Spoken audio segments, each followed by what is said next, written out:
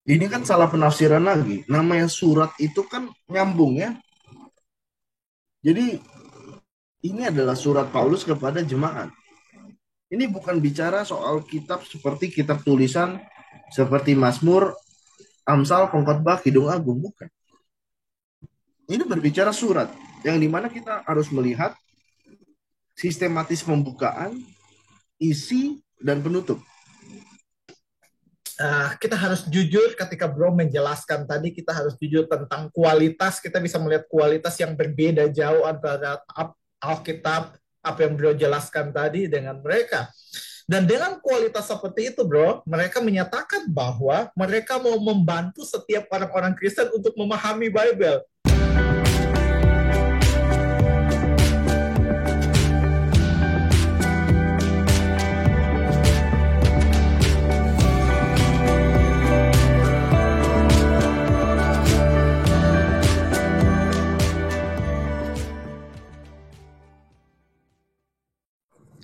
Shalom, saudara.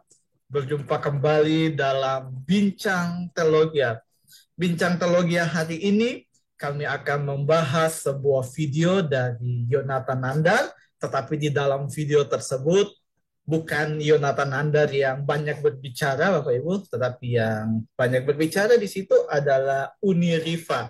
Nah, Bapak Ibu, hal-hal apa saja yang mereka bahas di dalam video tersebut akan saya diskusikan dengan Gideon pada hari ini. Halo, Bro. Ya, Bro. Di dalam video tersebut ada beberapa pernyataan dari Uniriva yang akan saya tanyakan ke Bro. Yang pertama, Bro, Uniriva menyatakan bahwa Yesus menyatakan dalam Matius 23 ayat 9 hanya ada satu Bapamu di sorga. Sedangkan Paulus menyatakan bahwa dirinya Bapa itu ada di dalam 1 Korintus 4 ayat 15. Bagaimana Bro menanggapi pernyataan tersebut, Bro? Ya, thank you bro. Nah ini menarik karena beliau berpikir bahwa Bapak itu tidak bisa memiliki sebuah makna yang lain. Ya, jadi kalau Yesus bilang satu Bapa maknanya ilahi, yang satu bilang sebagai Bapa maknanya lain itu nggak bisa. Jadi kita nggak boleh bilang kita sebagai Bapa. Jadi kalau kita punya anak, kita nggak boleh mengakui kita sebagai bapak dari anak kita. Lucu ya. Kalau kita mengakui sebagai anak dari bapak, kita mengakui diri kita sebagai bapak dari anak kita langsung menyamakan diri dengan Tuhan, gitu kan? Itu satu pemikiran yang lucu. Namun saya jelaskan bahwa di dalam 1 Korintus itu adalah surat Paulus. Yang dimana 1 Korintus 4 ayat 15 tidak bisa dilepaskan dari konteks tujuan Paulus menulis kepada jemaat di Korintus. Kalau kita melihat dari 1 Korintus 1 sampai 1 Korintus 3, ada pembukaan yang sudah memberitahukan sedikit masalah dari jemaat-jemaat Korintus. Ya, yang dibuka pertama oleh Paulus adalah masalah perpecahan di dalam jemaat. Artinya karena saling ego ya saling berantem gitu ya. Jadi itu masalah pertama. Ya, kita dapat melihat di dalam 1 Korintus 3 bahwa di dalam ayat 6 Paulus bilang gini, aku menanam, Apolos menyiram, tetapi Allah yang memberi pertumbuhan. Ayat 7, karena itu yang penting bukanlah yang menanam atau yang menyiram, melainkan Allah yang memberi pertumbuhan. Nah, jadi di dalam ayat 1 Korintus pasal 3, Paulus sedang menyampaikan bahwa memang dia sebagai ancestor atau suksesor atau pendiri dari jemaat Korintus. Karena dia menanam. Itu ya, Apolos yang menyiram, melakukan peran yang berbeda. Nah, ini kan maka itu kalau kita melihat di dalam 1 Korintus 4 ayat 15, ini bukan di dalam konteks sebagai Bapa sebagai ilahi, artinya menyamakan diri sebagai uh, Allah gitu ya. Karena kalau menurut pernyataan dari beliau bahwa Paulus ini menyatakan diri Bapa itu sebagai Allah gitu kan. Ya, jadi beda. Karena makna di dalam tulisan atau kata dari kata patera, bapak itu nggak selalu berbicara literal tapi juga bisa berbicara figuratif. Figuratifnya itu seperti apa? Bapak ini nggak harus kepada biologis. Contohnya adalah ancestor, suksesor, atau elder yang dituakan. Nah, itu bisa. Jadi kalau kita melihat Paulus menempatkan dirinya sebagai penanam atau sebagai bapa ancestor ya eh, dari jemaat Korintus. Sekali lagi, jadi bukan sebagai bapa ilahi atau bapa sebagai Allah gitu, bukan. Yang disebutkan oleh Yesus. Itu beda. Ya, terima kasih, Bro. Ya, bro, yang membuat mereka yakin bahwa Paulus menyatakan dirinya sebagai Bapa seperti yang Yesus maksud, yang membuat mereka semakin yakin akan hal itu, yaitu ada di dalam ayatnya yang ke-16. Karena dari 1 Korintus 4 tadi, karena di dalam ayat 16, Paulus menyatakan bahwa sebab itu aku menasihatkan kamu, turutilah teladanku. Jadi menurut mereka bahwa di sini Paulus menyatakan bahwa yang harus diikut adalah Paulus, bukan Yesus. Gimana bro menanggapi pernyataan mereka bro? Ya, sekali lagi mengatakan bahwa di dalam Matius 16 ayat 18 bahwa Yesus akan mendirikan jemaatnya di atas dasar 12 rasul. Yang dimana Yudas digantikan oleh Matias. Tapi sekali lagi kita ingat bahwa Matias itu bukan rasul pilihan Tuhan sendiri, melainkan rasul dari undian. Nah, rasul pilihan Tuhan siapa untuk kepada non Yahudi yaitu Paulus yang kita tahu bagaimana peristiwa pengalaman Paulus yang disaksikan oleh beberapa pengikut Paulus bahwa ketika perjalanan ke Damaskus Paulus mengalami pertemuan dengan Tuhan Yesus ya dan akhirnya diutus untuk kepada bangsa non Yahudi. Nah, kita melihat di sini bahwa Paulus itu adalah dasar daripada jemaat. 11 rasul yang lain juga adalah dasar daripada jemaat. Namun 11 rasul yang lain itu memang untuk bergerak kepada orang-orang Yahudi. Sementara Paulus bergerak kepada orang non-Yahudi. Ya, kita bisa menyebutkan bahwa Korintus ini yaitu non-Yahudi. Sehingga sehingga memang otoritas itu diletakkan oleh pada 12 rasul. Yang dimana untuk Korintus yaitu bagian Paulus, non-Yahudi. Nah, maka salah tidak kalau misalkan Paulus bilang bahwa kamu harus mengikuti teladanku. Ya karena memang penginjilan pengutusan itu sudah dilakukan oleh Yesus kepada 12 rasul. Jadi yang terpercaya lah, yang memang diutus oleh Yesus dan yang memiliki hikmat serta mendapatkan pewahyuan untuk menjelaskan secara benar tentang uh, Yesus Kristus dan segala karyanya. Jadi maka itu Paulus bilang, ya kamu ikuti teladanku. Itu nggak salah, karena dia memegang otoritas sebagai 12 rasul. Yang dimana Matius 16 mengatakan bahwa aku akan mendirikan gerejaku di atas bebatuan. Bebatuan ini kan bahasanya Petra ya. Petra itu batuan kecil, Petrus itu satu batu bongkahan besar. Jadi jangan dipikir nanti membaca Matius 16 ayat 18 ini kan hanya untuk Petrus, tidak gitu. Maksudnya eh, ini berbicara tentang batu besar dan batu kecil karena ada Petrus dan ada Petra. Nah, maka jadi yang menandakan bahwa Yesus bilang aku akan mendirikan jemaatku di atas dasar para rasul. 11 rasul untuk orang Yahudi, Paulus untuk orang non-Yahudi. Korintus adalah non-Yahudi. Maka Pauluslah memegang otoritas dari Yesus. Maka itu tidak salah kalau Paulus mengatakan kamu harus mengikuti teladanku karena dia mendapatkan otoritas kuasa dari Tuhan Yesus. Seperti itu ya. Demikian, Bro. Ya bro, pertanyaan yang ketiga. Dalam video tersebut, Uniriva menyatakan bahwa ketika dia bertanya kepada orang Kristen tentang ketuhanannya Yesus, mereka selalu menyatakan bahwa Yesus adalah Tuhan karena ada roh Allah dalam dirinya. Gimana bro menanggapi pernyataan tersebut? Karena dia bilang bahwa ketika dia bertanya selalu jawabannya ini bro. Gimana bro menanggapi pernyataan ini? Apakah benar atau seperti apa bro? Silahkan bro.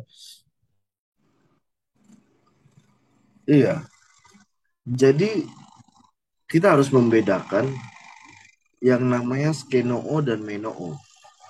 Skenoo itu di mana roh Tuhan tidak tinggal di dalam kita secara permanen karena kita berdosa. Tapi menoo adalah setelah karya Kristus di mana Roh Kudus tinggal di dalam kita. Dan inisiator dari perpindahan skenoo ke menoo itu adalah karya Yesus Kristus, karya keselamatan Yesus Kristus. Sehingga ada status kita sebagai manusia yang berdosa itu status. Ya, status takluk di bawah dosa atau takluk di bawah Allah. Manusia nggak ada yang bisa lepas dari dosa, sehingga status kita manusia yang nggak percaya Tuhan, yaitu statusnya adalah takluk di bawah kuasa dosa. Dibuktikan dengan apa? Dibuktikan dengan semua manusia berdosa. Begitu ya, dibuktikan dengan semua manusia berdosa. Tapi karya Yesus Kristus itu ya memberikan kita keselamatan sehingga kita dapat menerima Roh Kudus di dalam kita, yaitu menoo, abide, tinggal di dalam kita untuk memimpin kita. Nah, pertanyaan saya, bagaimana kita bisa menerima suatu hal kalau hal itu tidak ada? Bagaimana kita bisa menggunakan mobil kalau mobil itu nggak pernah ada? Maka kalau kita berbicara Yesus eh, ada roh Allah di dalamnya, itu berbicara suatu hal yang berbeda dengan eh, manusia. Karena roh Allah itu berada di dalamnya karena dia memang firman Allah, ya, yang dimana roh itu kan tidak bisa kita gambarkan sebagai tubuh.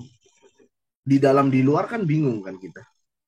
Tapi yang kita harus pahami bahwa adalah ketika kita berbicara mengenai Yesus Kristus, dia adalah firman Allah yang memang adalah roh Allah. Dan dia membiarkan dirinya terbungkus oleh daging. Jadi identitas dia adalah Allah. Kalau kita kan bukan. Identitas kita manusia. Jadi yang berdiam di dalam dia roh Allah, yaitu identitas dia sendiri sebagai firman Allah yang hidup. Karena dia adalah roh. Firman Allah adalah roh. Firman Allah itu kalau kita lihat sekarang ada yang tertulis, ya. Tapi itu dari mana datangnya? Itu kan dari roh pemwahyuan yang tidak kelihatan, namun disampaikan dan terbukti dengan suatu tujuan dan pengkajian. Apa nih sumbernya, apa prosesnya, gimana, tujuannya benar nggak sesuai dengan Allah, atau ini hanya seperti ramalan yang tidak ada tujuannya, seperti itu ya. Jadi kita harus pahami bahwa di dalam Yesus roh Allah itu adalah identitinya dia. Manusia, ya manusia. Roh Allah tinggal dalam kita itu bukan identiti permanen kita. Ya, maka itu kan kita diberikan roh Allah oleh Bapa di dalam nama Yesus Kristus. Kita diberikan karena kita bukan sebagai basis natur manusia ada. Ya, jadi berbeda lah. Kalau kenapa dia Allah? Ya karena itu memang betul. Roh Allah di dalam dia yang memang sebagai identitas dia. Bahkan sebelum dia inkarnasi mengambil rupa manusia, itu identitas dia. Gitu. Terima kasih, bro. Ya bro, pertanyaan yang terakhir bro. Mereka menyatakan bahwa yang berhak dipuji hanya Tuhan. Tetapi Paulus juga minta dipuji, yaitu di dalam 2 Korintus 12 ayat 11. Gimana bro menanggapi pernyataan ini bro? Silakan bro. Iya, ini kan salah penafsiran lagi. Namanya surat itu kan nyambung ya. Jadi ini adalah surat Paulus kepada jemaat. Ini bukan bicara soal kitab seperti kitab tulisan seperti Mazmur, Amsal, Pengkhotbah, Kidung Agung, bukan. Ini berbicara surat yang dimana kita harus melihat sistematis pembukaan, isi, dan penutup.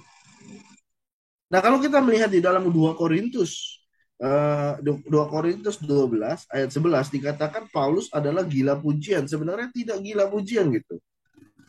Karena kenapa? Ada sebuah masalah yang dimana sekali lagi Paulus adalah dasar otoritas Yesus Kristus sebagai ancestor pembangun jemaat. Nah, di dalam 2 Korintus 11 ayat 4 sampai 6. 2 Korintus 11 ayat 4 sampai 6 kita baca sama-sama. Sebab kamu sabar saja jika ada seorang datang memberitakan Yesus yang lain daripada yang telah kami beritakan, atau memberikan kepada kamu roh yang lain daripada yang telah kamu terima, atau Injil yang lain daripada yang telah kamu terima. Tetapi menurut pendapatku sedikit pun aku tidak kurang daripada rasul-rasul yang tidak ada taranya itu. Jikalau aku kurang paham dalam hal berkata-kata, tidaklah demikian dalam hal pengetahuan.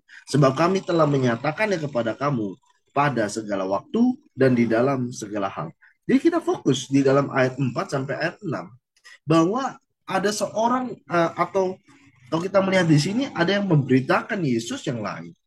Ya, memberitakan Yesus yang lain atau bahasanya adalah memberitakan Mesias tapi dengan cara yang salah. Karena zaman abad pertama aja tuh memang gnostik sudah kuat gitu ya. Jadi Paulus ingin bilang bahwa ayat 5, tetapi menurut pendapatku sedikit pun aku tidak kurang daripada rasul-rasul yang tidak ada taranya itu. Nah ini kan sebuah kata sindiran. Rasul yang tidak ada taranya itu. Paulus bilang, aku nggak kurang dari rasul-rasul yang tidak ada taranya itu. Gitu. Jadi di sini Paulus sedang berjuang untuk jemaat mengenai dasar otoriti, dasar otoritas kerasulan dari Paulus dan kerasulan daripada rasul-rasul palsu yang memberitakan Yesus yang lain. Paulus sedang berjuang supaya jemaat Korintus berpikir itu. Nah, jadi keadaannya ini ada dua, rasul asli dengan dasar otoritas Yesus, yang ini rasul palsu memberitakan Yesus dengan salah-salah, gitu ya, dengan tidak sebagaimana mestinya. Nah, maka di dalam 2 Korintus 12 jangan langsung loncat ke ayat 11. Tapi sebelum itu baca dulu apa alasan Paulus menceritakan di dalam 2 Korintus 11 2 Korintus 12 ayat 1 sampai ayat 10. Kenapa dia harus tuliskan itu? Baru dia tuliskan di ayat 11. Sungguh aku telah menjadi bodoh tetapi kamu yang memaksa aku. Sebenarnya aku harus kamu puji. Sebenarnya aku harus kamu puji. Ayat 1 sampai ayat 10. Kenapa? Sehingga ayat 11-nya Paulus berkata demikian.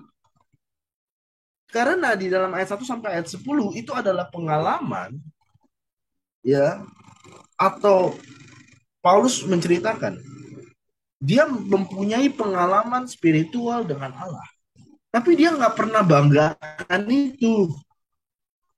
Dia nggak pernah cerita-cerita ke orang Korintus. Dia nggak pernah pamer-pamer kepada orang Korintus. Tapi seandainya orang ke Korintus masih ragu, ya seharusnya dia yang dipilih oleh orang Korintus daripada rasul yang palsu. Karena jelas bahwa apa yang Paulus sudah tuliskan pada surat sebelumnya itu tidak pernah bertentangan dengan 11 rasul yang lain Yesus Kristus. Nah, bisa dikatakan ini rasul lain dan memberitakan Yesus yang lain, ya karena isinya banyak yang bertentangan dengan saksi hidup Yesus, saksi mata kehidupan Yesus. Yang mereka beritakan berbeda dengan saksi mata langsung. Jadi jangan di sini langsung dipotong di ayat 11. Oh, ini berarti Paulus minta dipuji. Bukan, Paulus lagi kasih ini loh. Ini satu rasul palsu. Ya. Nah, sekarang kamu meragukan saya. Ya, meragukan saya padahal Paulus sudah memberitakan tentang Yesus Kristus yang diakui oleh 11 rasul saksi mata Yesus Kristus secara langsung. Nah, jadi kan jemaat Korintus ragu nih. Itu. Ragu antara dua. Nah, maka Paulus sedang bilang, ya seharusnya dia yang memang diakui oleh jemaat Korintus. Karena kenapa? Karena ya kita bisa lihat bagaimana Paulus begitu eratnya dengan jemaat Korintus, ada permasalahan, dikasih pemikiran, dikasih pelajaran sejarah, dikasih yang namanya saksi nyata, dikasih namanya sejarah nyata, dikasih pemikiran-pemikiran yang absah tentang uh, apa? Tentang natur, pembelajaran tentang natur, tentang pribadi, tentang fakta yang terjadi. Sedangkan rasul-rasul yang lain itu memberitakan Yesus yang lain tidak seperti itu. Maka wajar nggak kalau Paulus bilang, ya seharusnya kamu puji aku, bukan puji rasul-rasul lain itu. Kalau Anda membaca lagi di dalam 2 Korintus, kenapa para jemaat Korintus memuji rasul-rasul lain? Karena rasul-rasul lain datang itu tidak seperti Paulus. Mereka itu keren-keren, kaya-kaya, ya, sehingga dipuji-puji. Mereka kelihatannya mungkin berkarisma, mereka kelihatannya beribawa, mereka kelihatannya adalah ahli-ahli Alkitab, ahli-ahli kitab. Mereka kelihatannya adalah orang-orang yang seakan mengerti tentang rohani, mengerti tentang agamis. Ya, maka itu Paulus kasih buka mata jemaat Korintus. Jadi ini bukan sebuah narsistik, atau ini bukan sebuah musyrik, tapi ini perlawanan terhadap saksi palsu tentang Yesus. Ini perlawanan terhadap rasul-rasul palsu tentang Yesus. Gitu ya. Jadi demikian bro. Thank you. Ya, thank you bro sudah menjawab setiap pertanyaan pada hari ini. Dan untuk terakhir bro, saya akan minta bro menanggapi satu pernyataan mereka lagi, dan biarlah ini menjadi closing statement untuk video kita hari ini bro. Ya bro, jadi kita harus jujur ketika bro menjelaskan tadi, kita harus jujur tentang kualitas. Kita bisa melihat kualitas yang berbeda jauh antara Alkitab, apa yang bro jelaskan tadi, dengan mereka. Dan dengan kualitas seperti itu, bro, mereka menyatakan bahwa mereka mau membantu setiap orang-orang Kristen untuk memahami Bible. Padahal, bro, di video itu juga ketika mereka berdiskusi dengan salah satu orang Kristen, mereka menyatakan bahwa kita sendiri tidak pintar dalam Bible, teman-teman Kristen. Tapi kok aneh, ada beda pernyataan. Di satu sisi bilang mau membantu orang Kristen memahami Bible, tapi di satu sisi dia bilang dia gak mengerti Bible. Silakan, bro.